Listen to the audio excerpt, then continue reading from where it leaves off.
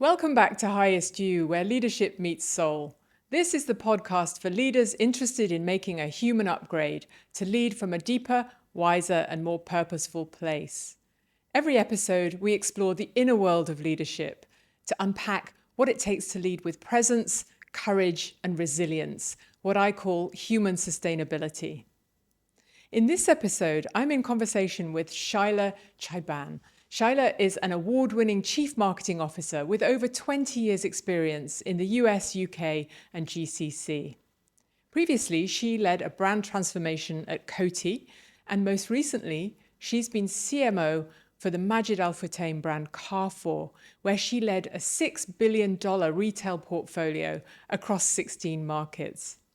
I invited her to have this conversation with me because she's a leader who leads from her feminine energy whilst being highly commercially focused. She's not afraid to demonstrate vulnerability and compassion in her leadership to really connect with people. And she believes in purpose-led innovation. Welcome, Sheila. Thank you. Hi, Kate. So let's open this conversation by talking about you. And I'm curious, behind the job title and the company, who are you at your highest you? Well, firstly, I'm a mum. I always introduce myself like that. I've got 3 amazing kids and a fur baby who I adore. I love karaoke. You can't get me off the mic when it comes out. That's just who I am personally.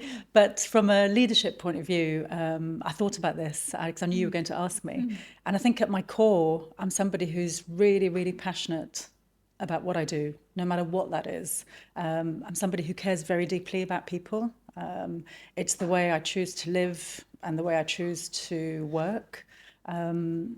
I believe really strongly, actually, that your integrity, your kindness, your empathy is what stays with people long after the work is done. So for me, it's always been about service. Leadership for me has always been about service. How can I, what impact am I going to have on people? How can I be part of that journey? And that's really what guides me. And I think, when you talk about higher self, and I think about, okay, where am I at my best? And it's when I lead from that place.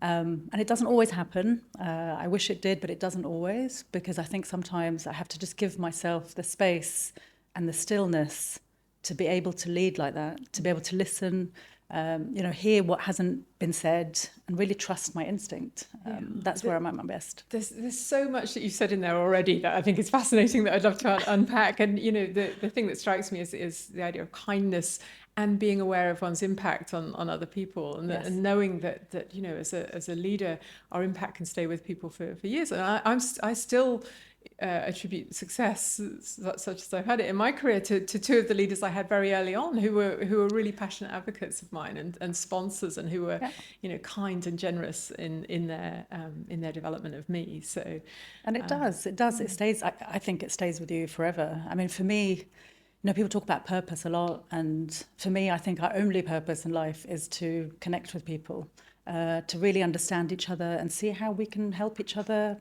grow and progress, and hope that in this, the short space of time that we have, which is very short, that we've been able to do something that's good. Yeah. That's it, really. Should we go home? Jobs are good. If we just do that in leadership, I think we've sorted it. And, exactly. I really love what you said about it doesn't always happen. It's an No. aspiration, and being able to be in presence with yourself and find some stillness means that, it's more likely to happen. Yeah. And you described to me that you've got a particular sort of style of leadership. You advocate for a leadership style that's not based on hierarchy or status. So I'm really curious about, in your experience, when you've led or been led in that way. So I think, for me, it's interesting. Status and hierarchy, they kind of go hand in hand. I have a real aversion to status. I always tell people I'm allergic to status. I really dislike it. And I don't know why that is. I don't know where it started. It probably started from childhood. I don't know. But the reason I really dislike it is because I feel that status creates distance. And when you have distance, it's going to kill connection. So if I go back to where do I really find joy, where do I feel like I'm being really impactful, is when I can connect. And the second you put status in there, you lose that connection. So that's why I just think it's not the right thing. And very similar with hierarchy, right? I think hierarchy is important. Please don't get me wrong. There's experience, there are protocols, etc., and that's absolutely fine. But when hierarchy becomes core to your leadership, when I start to hear things like, "We're doing it because the CEO said to do it," right? But is it the right thing to do? The second you put hierarchy there, it stops people from contributing, I feel. And I want people to challenge. I'm perfectly okay with saying I don't really know everything. I don't. That's why we hire amazing people, right? Because we want their opinion, we want their expertise. And it's okay. It's okay for you to challenge me. Just because I'm higher in the pecking order doesn't mean that that conversation can't happen. That's why I don't tend to lead from there. Yeah. I love that so much. And actually, there are more and more leaders in really big organizations. So I'm thinking about Satya Nadella at Microsoft, who's reshaped the culture of Microsoft based on a learn-it-all rather than a know-it-all culture. Yes. So, I think hierarchy and status is often about kind of proving that we, that we are supposed to, that we deserve to be in a particular leadership position because we know everything, right? Yes. And we have this expertise and we dispense our wisdom to people when they ask. And I think it really turns it on its head to be able to say, I don't know, what do you think? Correct. And I just think you get to a better place. You get to a better place when you're leading in a way that makes other people feel like they can also say, I don't know, that they can also make a mistake or go, maybe we can look at it this way. It doesn't mean you always have to agree either. So, ultimately it is your call at the end of the day. Decisions are made by you. But it doesn't kind of always have to start there.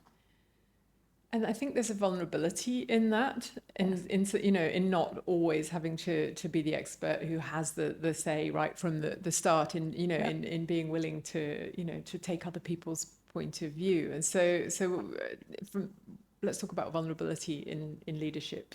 Would you say it's a good thing, or is it dangerous to show vulnerability with people that you're leading? Listen, in an ideal world, I'd say to you, it's a must. It's not even a nice to have, I don't think. I don't think it ever has been, and I don't think it will be moving forward. Is it there? No. Because sadly, I still think vulnerability is seen as a weakness. I see it all the time still. I think leaders still feel really uncomfortable about being vulnerable because it takes away a little bit of that authority. And for me, vulnerability is about honesty. I've never really been that scared of being vulnerable. And I talked about being passionate. I feel all the emotions. So you see that whether I'm happy, whether I'm sad, I don't have a poker face. So, I've never really been frightened of saying if I disagree with something or really showing my emotions. Because I think, for us to build a real relationship, you need to see that I'm a human being first and foremost, because that gets your barrier down. We did a workshop recently with Martin Lindstrom. He's one of the leading kind of world culture experts and brand experts. And he has a way of doing workshops where you're basically put into rooms for 48 hours. So you don't really sleep. You go to bed at 3 a.m. and then you're up again at 9 presenting. And he brings people from different parts of the organization. So you really get to know each other. But I was in this workshop with about 40 people and all the way from frontliners, and I was the only exec member there. And there was a lot of discussion over those 2 days around just how people felt and some of their stories. And the following day, I remember I was trying to summarize for the group. And I felt really, really emotional because those stories had a massive impact on me on a personal level. And I ended up crying in front of 40 people. Honestly, I was standing at the end of the room and I was just in floods of tears. I just couldn't, I couldn't keep it in and I had to apologize. I said to them, listen, I'm apologizing on some of your experiences, even though I wasn't involved necessarily, but please take my own personal apology and trust me that I hear you and we will look at this. But some people will tell you, oh my God, you've cried as an exec member in front of the workforce. And I'm like, well, actually, at least it showed them that we're okay.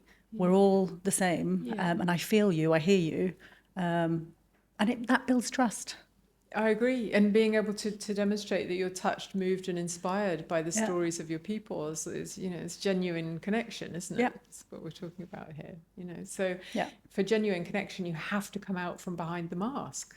You can't have a genuine connection when the mask is on and the armor is Correct. up. And sometimes I think as leaders, you have to go first in showing that that's okay. Exactly. It's safe enough for you to do the same. If you did it, it's absolutely okay for you to have that. But I don't think we're allowed to do it all the time. I don't think corporates and boardrooms are built for vulnerability, honestly. No, not built actually for emotions, because this is what we're talking about. Yes. Fundamentally, is we talk about getting in touch with our emotional selves and being prepared to share that. And I think that feels very high risk for a lot of sort of fairly analytical kind of left brain organizations. It's like, oh, we're in a territory that's not comfortable, and yet it's deeply human. And if we want people to kind of show up and be the best of themselves, then we need to take the whole of the human and welcome that into our workplaces, rather than kind of making them, ooh, it's an emotion. Exactly. But it's innate in all of us, and I just worry sometimes, especially now, with everything that's going on, whether it's AI, with how we're changing how we work.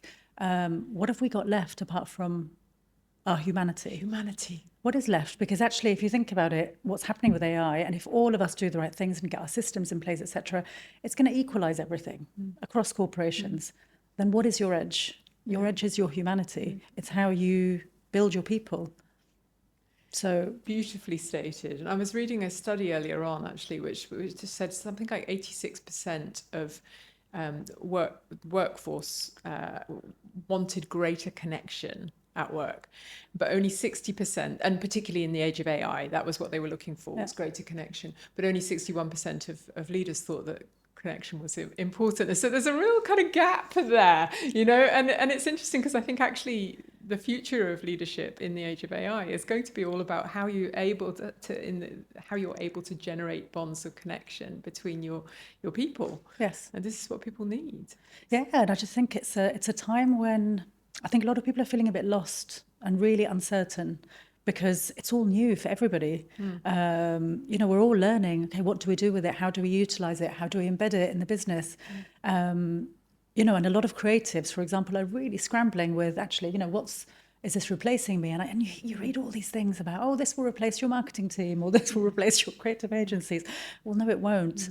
But it's okay to have, I think it's important that we have those conversations and we acknowledge that there is uncertainty, that people are worried about it.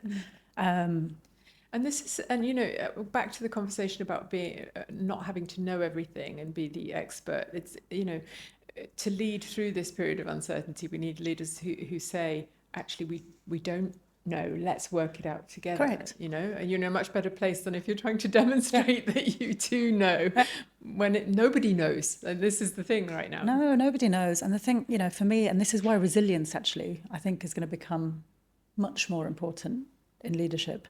And I do still think actually we don't invest enough time in intentionally building resilience. So what do you mean by resilience? Tell us what you've got. Because I just feel like we're going through change constantly, but the level of change that's happening now is beyond. It's an inflection point.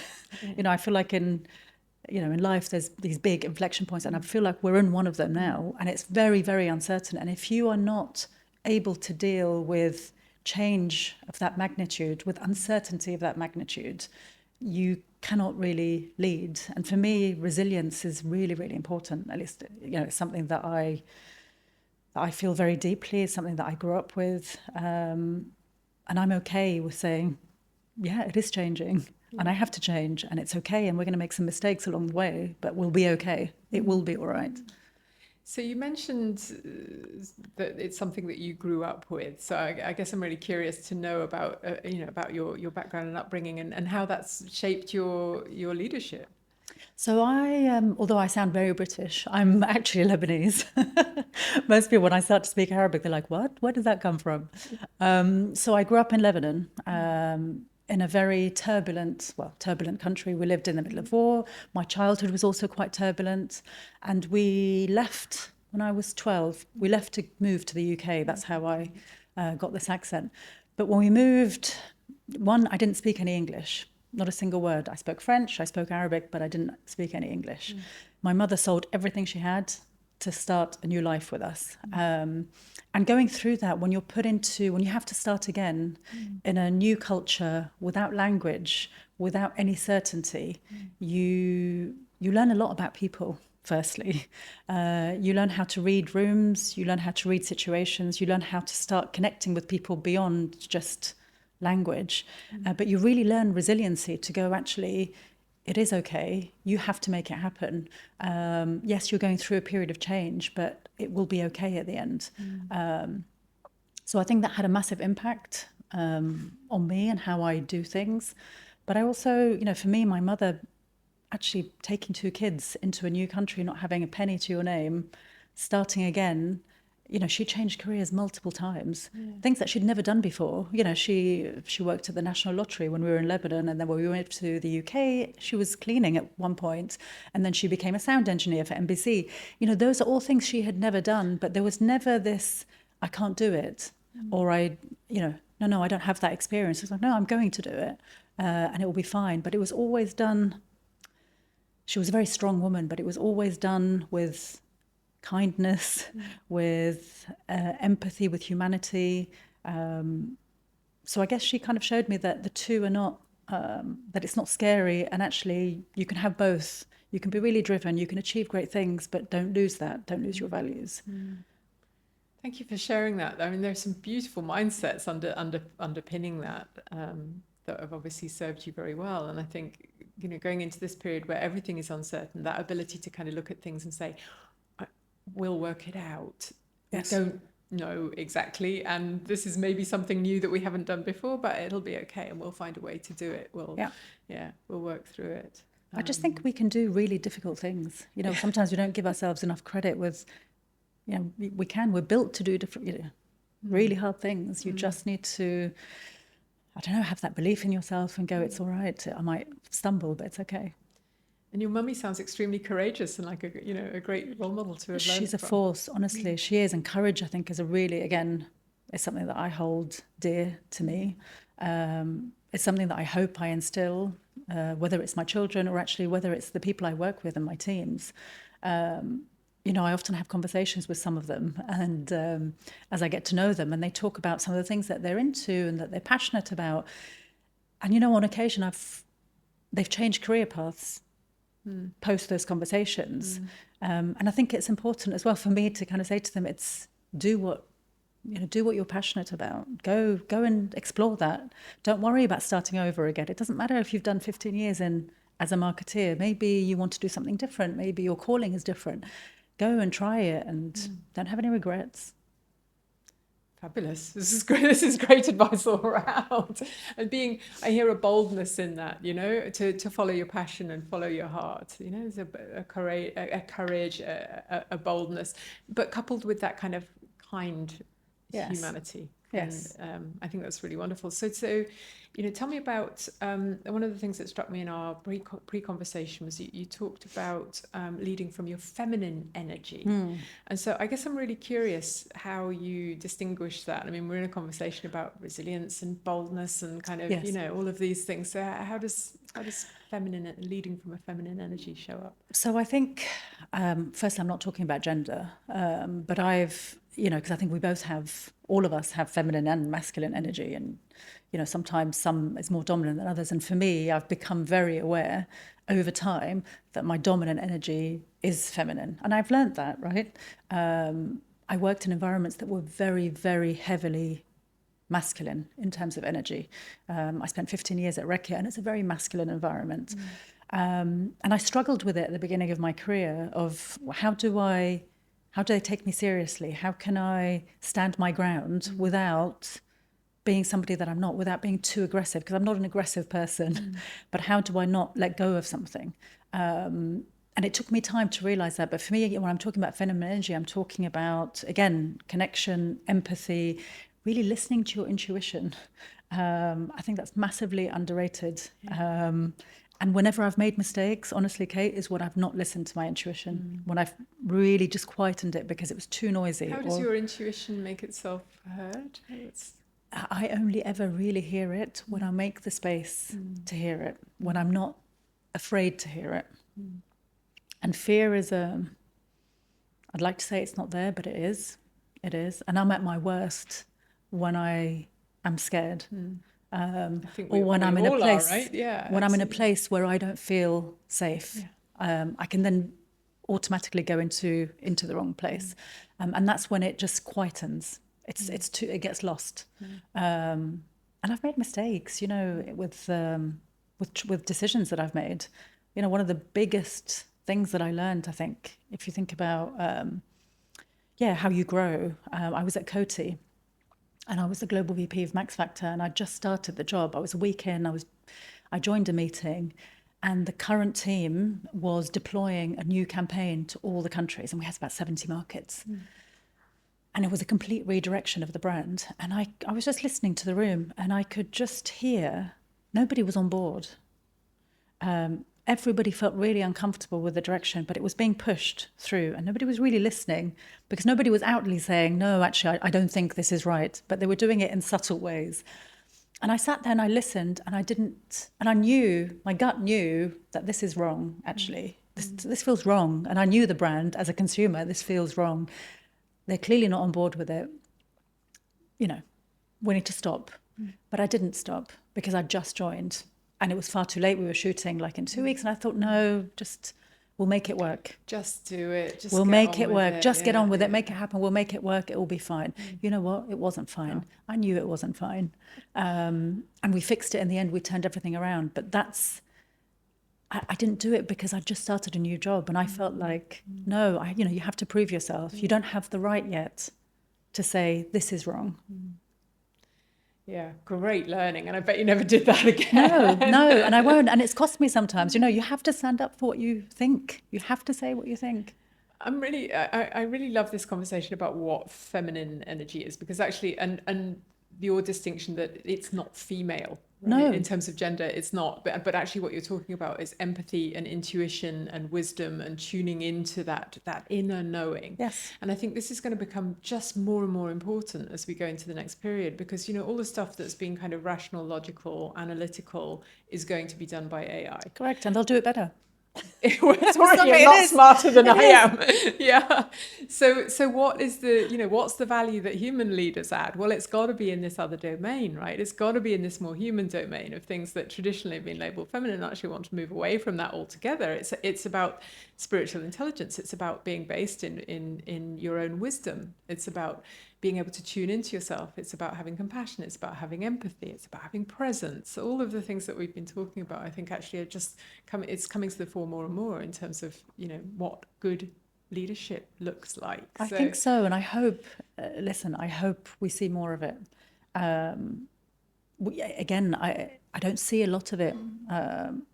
Some of the most masculine energy that I've seen has actually come from women, sadly. And that's why I say to you, it's because they feel the need to do it. That's, it's quite difficult. It's still quite difficult being a woman in a very senior role, in a very male-dominated environment. It's getting better, 100%, but it's still quite difficult. And I think, so I don't see a lot of it. And also when you start to hear things like Elon Musk saying empathy is the downfall of, did you hear that? I didn't hear that. What did he empathy say? is the downfall of Western civilization. Okay. But this is a guy who likes to work 16 hours and sleep under his desk. So, but I say this because, and you see what's happening in the US. I say this especially because I worry about young men, and whether we like it or not. Currently, there are more male leaders than there are female. And I think male leaders need to understand and feel comfortable enough to lean into their female energy, because I think it will make them better leaders. And for the future generations, I think when they start to see these people as role models, because that's what, this is what they're seeing. That to me, that's It's dangerous. I agree with you, and we're in a process of polarization, actually. So things are getting more extreme. So you have, the Elon Musks and the Trumps, and then, I guess I'm wondering who the role models are on the other side that are, that are talking about a more human kind of leadership. And I'm really glad that you're that you're talking about it. I think, that's why I do this podcast is to try and amplify the other side of the equation, which says this is not the future. The future is based in a much Yes. more kind of ethical, compassionate, human place. Yeah. So we talked before about purpose-led innovation. I'm always interested in purpose and people who lead with purpose, and I'm also super interested in innovation because it's the thing that should be the engine of businesses and of growth. So can you bring alive for us what you mean by purpose-led innovation, which I think was your phrase? So I think, listen, for me, I think we should all find purpose in what we do, no matter what that is. I've always tried to find purpose, and that's because at the core of it, and actually years ago nobody was really talking about purpose, but at the core of it, it's like, why am I doing what I'm doing every day? Why? What impact am I trying to have? Do you have a purpose? Why do you do what you do? What's the impact you're trying to have in the world? I just want to have an impact on people, first and foremost. I want to be able to help you be your absolute best. That's what brings me absolute joy. To me, that's what impact actually is. That's how I look at success. If I see where my old teams are, how they've progressed, which direction they've taken, I go back to a conversation that we've had, and I just feel like I've played a small part of that, but I've left them in a much better place than where I took it, whether that's people I've worked with or the brands that I've taken. I refer to brands as my children, by the way. Everyone laughs at me. But I really care. When I take over a brand, I'm like, that's part of me now. I'm really going to take care of it. I'm going to nourish it. I'm going to help it grow. And yes, it might be for a short period of time and somebody else is going to take it, but at least I know I've built some of the foundations so that it's in a better place. I love that. And so tell us about purpose-led innovation then. So when you think about purpose, and it's really the why, it's exactly like, why are you doing it? Innovation that really matters has to stem from true insight and the true why. And I'll give you an example of that. Recently at Majd Al Futtaim Retail at Carrefour, we launched an innovation called Bright Bites. And it was a world first innovation. But it was really around this mission to help children build better eating habits, because obesity rates are rising across the globe with children. Picky eating is becoming really, really prevalent. And there's a lot of data, it's been there for years, telling us that. But actually where this innovation came from, it didn't come from data, it came from small data, insight. It came from us spending lots of time with parents, with teachers, and really listening. So when I said to you, you want to hear what's not being said, just watching the angst that was coming from parents when they had really picky eaters. When a mother's telling you, my child only eats 3 things, that's all they have. I've tried, I don't know what to do. I don't want to keep saying no. I don't want to keep fighting. When you have teachers who are going, I'm horrified by what's coming in at lunch and I don't know what to do. That's what purpose-led means. You're doing it because it really matters. It's really going to make an impact. The financials will always work. Don't get me wrong. You're not launching innovation. It's not always CSR based or anything like that. But it stems from wanting to make something better, wanting to improve something. Great. And I love the way you've brought that alive. And I see that. And I imagine as a mother of 3 kids, knowing, what happens in a supermarket when you get to the checkout and there's all these sweeties. I want everything. And you go into the battle of the sweetie. Yes. Yeah. Honestly, it's a nightmare. And that's when I don't want to, we feel guilty enough as it is as parents, because you're always going, no, you can't have that, you can't have this. And, just help me out a little bit as a retailer. Please help me out a little bit. Yeah. So it's my theory that every leader has a turning point, is a moment that shifted something deep inside them. So I'm wondering, what was yours? God, it was probably one of my worst moments, Kate, I have to tell you. And I feel it very deeply. So it was when a team member actually resigned. So I brought somebody, I recruited them, I worked with them in a previous company, we were colleagues. I brought them and they joined me. And it was a very difficult time. There was a lot of pressure in the role. And I thought we were okay. I thought he was okay. But he then resigned. And actually, not only did he resign, he sent me an email that told me how terribly he felt physically, emotionally, how toxic he felt the environment had gotten, that it was having a physical impact on him. And for me, it completely knocked me sideways. One, because I wasn't aware of it. I wasn't aware that actually I had this impact on another person. I know I wasn't solely to blame, but actually we worked very closely together. So yes, it was me. I hadn't protected because I was going through a lot of pressure myself.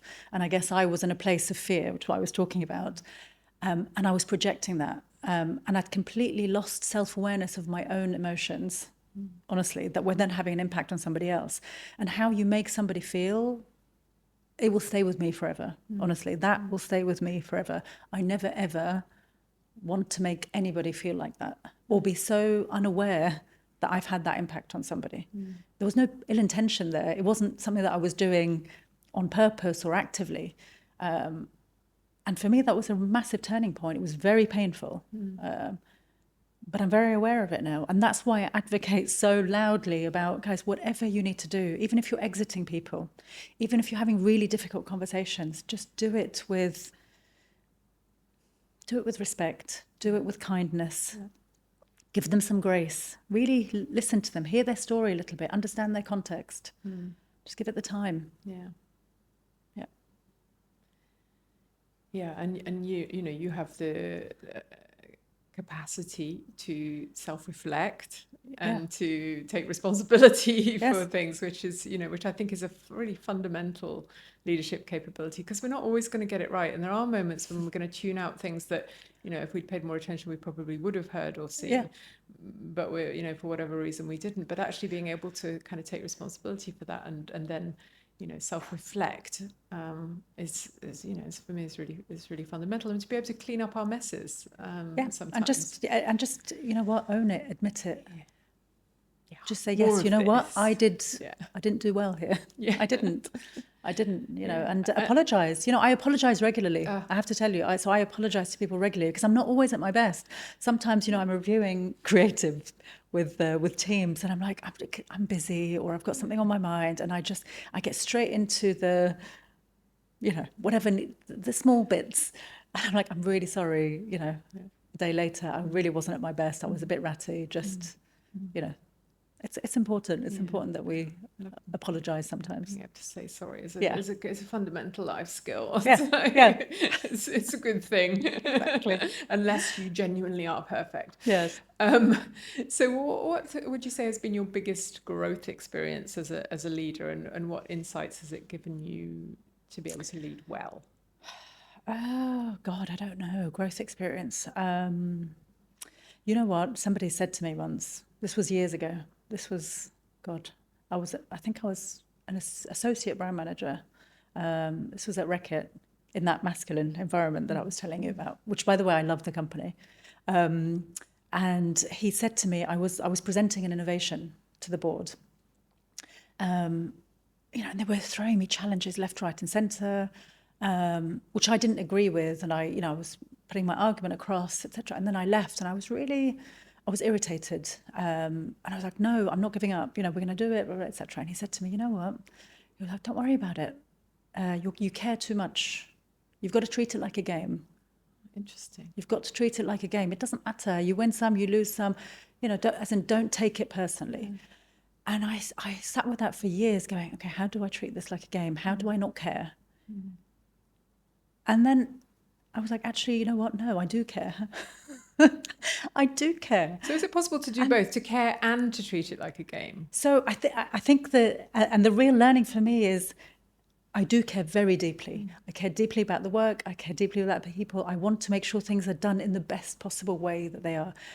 The important thing is when things don't work out, because you will fail many times. When things don't work out, historically, I was taking it as a very personal failure of mine versus it's just part of business. Things don't work sometimes. no matter how hard you've tried, no matter how great you've made it. That's the distinction for me.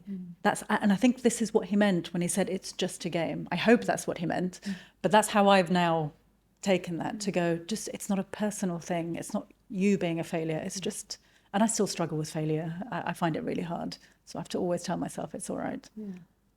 I think the ability not to take things personally is it's a fundamental life skill, isn't it? It is, but it is a person, and I just think it is a personal thing. You spend the time at work, you're taking it away from your own family and stuff. It is personal. My work is personal. Yeah, it's personal. It's personal in that you care deeply about it, and it's something that you choose to spend your time on. But yeah, maybe the distance between what it says about you and your identity. Exactly. Separate those things. Yeah. Yeah. It's not who I am. No, it's not. It's not. Yeah.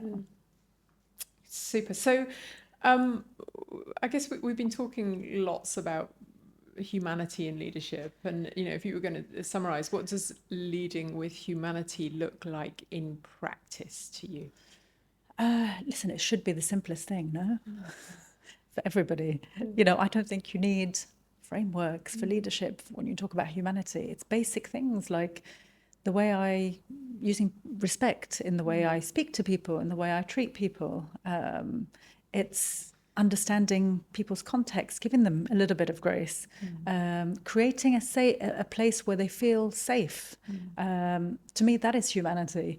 It's knowing that sometimes when you come into the room and we're talking about, I don't know, a deliverable, a project, and I see you and I know that you're not quite there, something is bothering you, stopping and going, just hang on a second, I know we have this, how are you? Yeah, how are you How today? are you? What's Do you know going nobody on? asks how you are? And the more senior you get, the lonely, nobody asks a CEO, how are you doing? I was with the CEO yesterday who told me a lovely story. Actually, he was saying that he loved his assistant because actually sometimes she would be the one who would see how he was, and if he was overwhelmed or not, just not okay, she would actually bump meetings and move people, and she'd say, I've moved your next meeting, and he'd say, why? And she'd say, I think you need a little bit of space. And he'd say, really, I do, actually. And, and really appreciated the fact that she'd taken the time to notice how he was. Yeah. Just ask how you are and really listen to how they are. Really listen to how they are and pivot if you need to pivot. The work will still get done. So tell us what practical leadership lessons that you can share about being authentically yourself. Listen, I can tell you what works for me.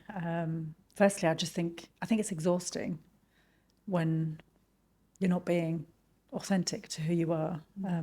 I don't know about you, but I spent years, and it gets easier. I have to say, it gets easier with age.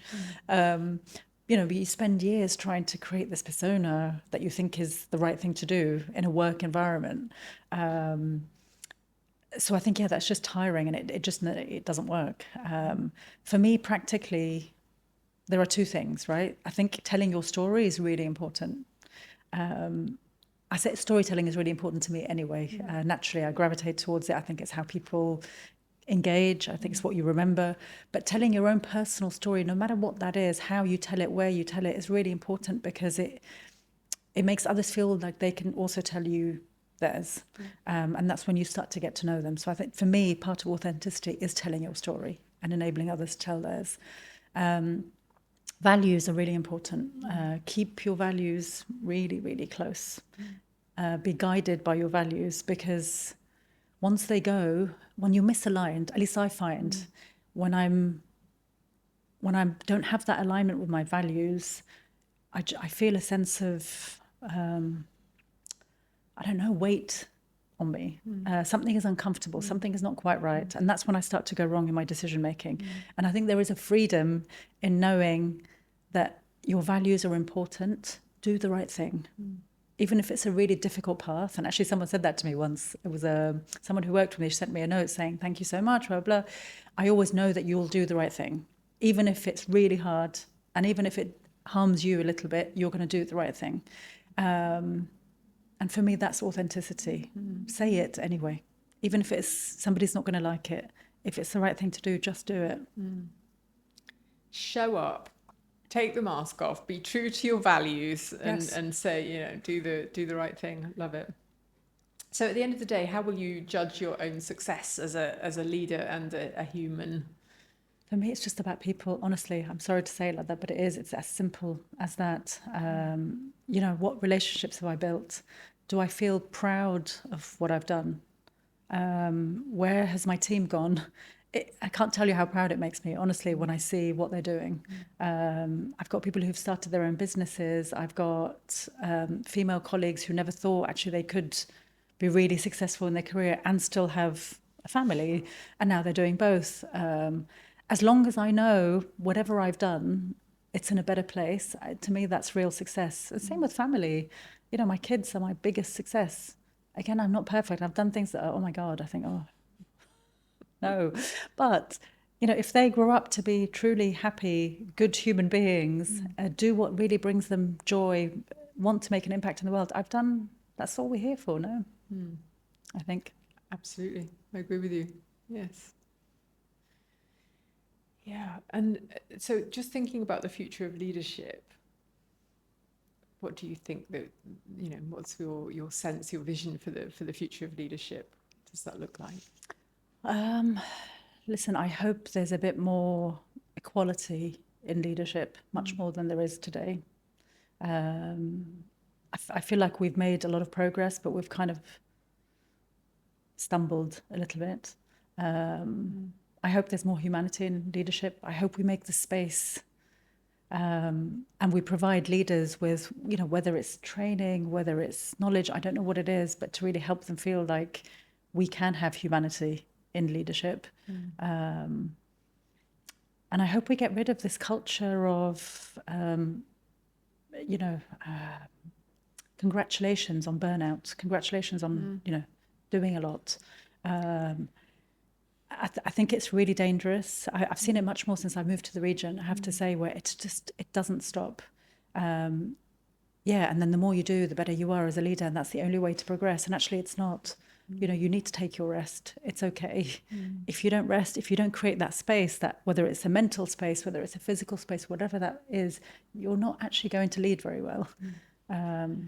Yeah, busy is So not the future, and it's my hope for the future of leadership that actually we'll use AI in the right way to get rid of some of the things that we don't need to be doing and free up time and space to be able to do some of the more value add pieces that you've been talking about in terms of building relationships and exactly. And I hope I think we need leaders who can inspire. I think people are looking for inspiration and hope because of the uncertainty. I hope that's the future. I would also share that hope with you. And so to close, I'm going to ask you to, I'm going to invite you to offer a soul-led invitation to people who are listening. What would you encourage? What would be your kind of call to action? What would you encourage in other leaders? I would just say, honestly, just lead from who you are. Lead from who you are and not who you think you should be. Trust that actually who you are is enough.